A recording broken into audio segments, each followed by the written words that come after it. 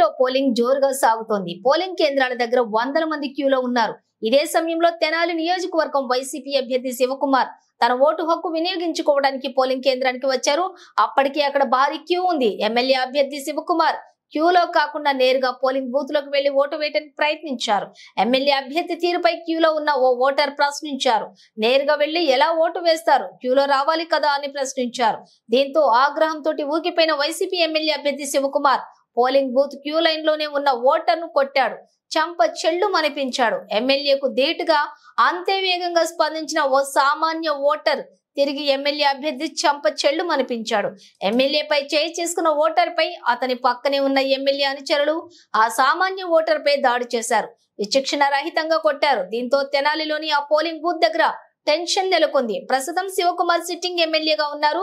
విషయం తెలిసిన పోలీసులు వెంటనే జోక్యం చేసుకున్నారు.